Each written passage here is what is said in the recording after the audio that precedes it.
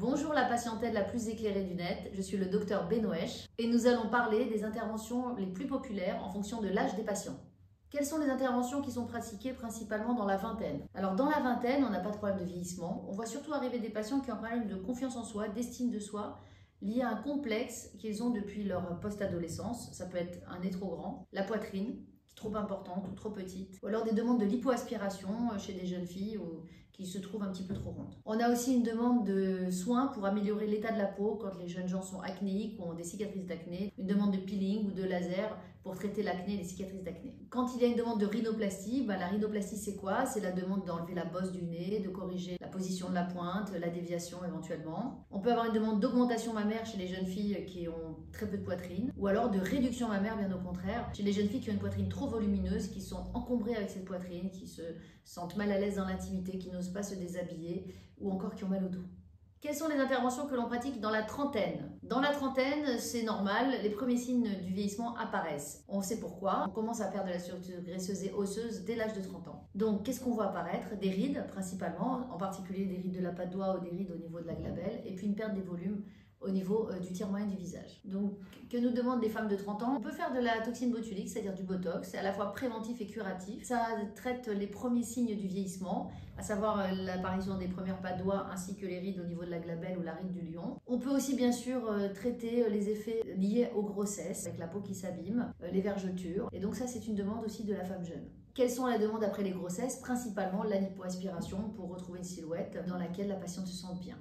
Quelles interventions dans la quarantaine? Dans la quarantaine, les signes de l'âge, oui, mesdames, deviennent un petit peu plus marqués et les interventions un peu plus sophistiquées. Cependant, dans la quarantaine, on n'a pas envie de faire une chirurgie importante, donc on doit trouver des solutions sans chirurgie pour obtenir un rajeunissement du visage de la patiente. Qu'est-ce qu'on peut proposer? Un lifting du visage non chirurgical, principalement avec des injections et ou des fils tenseurs, afin de redessiner l'ovale du visage sans chirurgie. À partir de la quarantaine, on réclame quand même aussi les paupières qui tombent. Si on n'arrive pas à résoudre le problème avec la toxine botulique et les injections d'acide hyaluronique, on peut proposer une blépharoplastie des paupières qui tombent, ou bien une blépharoplastie des poches sous les yeux. Quand on s'en plaint à 40 ans, c'est quelque chose qui existe déjà depuis l'âge de 20 ans, 25 ans, voire 30 ans, quelque chose de familial. Une chirurgie des poches des yeux est tout à fait légitime, rendra vraiment service à la patiente ou au patient. Quant au corps, ce qui est plébiscité, ce sont les remodelages par la cryolipolyse ou bien le M-Tone ou encore le M-Sculpt qui tonifient le corps, réduisent la cellulite, remodèlent la silhouette du patient, sans chirurgie. Dans la quarantaine, les grossesses ont déjà eu lieu ou viennent de s'achever, donc on a une forte demande de récupération de la poitrine de la femme, qui se sent encore assez jeune pour avoir une jolie poitrine, mais qui se sont tristes d'avoir les seins qui se sont vidés après les allaitements ou les grossesses successives. Donc on a une demande de réparation mammaire, qui peut se faire soit par les prothèses mammaires, soit encore par le lipofilling mammaire, qui consiste à retirer la graisse accumulée aux endroits qu'elle n'aime pas sur son corps et à la réimplanter dans la poitrine, de façon définitive.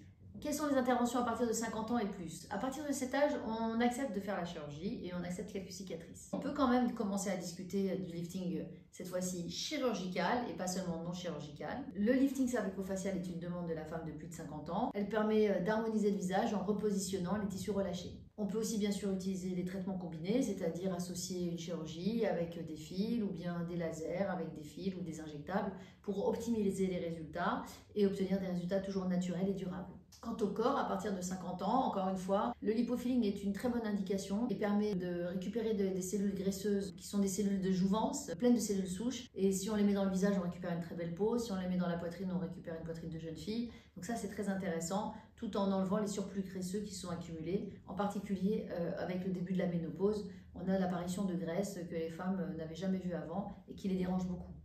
Au total, à chaque âge, ses besoins spécifiques et la chirurgie ou la médecine esthétique offre pour tous ces demandes des solutions très variées et très efficaces. Mais n'oubliez pas, l'essentiel est bien sûr de rester en accord avec soi-même et de se sentir bien dans sa peau. Si cette vidéo vous a plu, n'hésitez pas à liker, à commenter et à partager. Et surtout, abonnez-vous à la chaîne pour ne rien manquer. C'était le docteur Laurence Benoëch. Je suis à présent une semaine sur 2 sur YouTube. Bien sûr, je suis à mon cabinet et joignable sur Doctolib. Prenez soin de vous et aimez-vous, car une journée sans s'aimer est une journée perdue.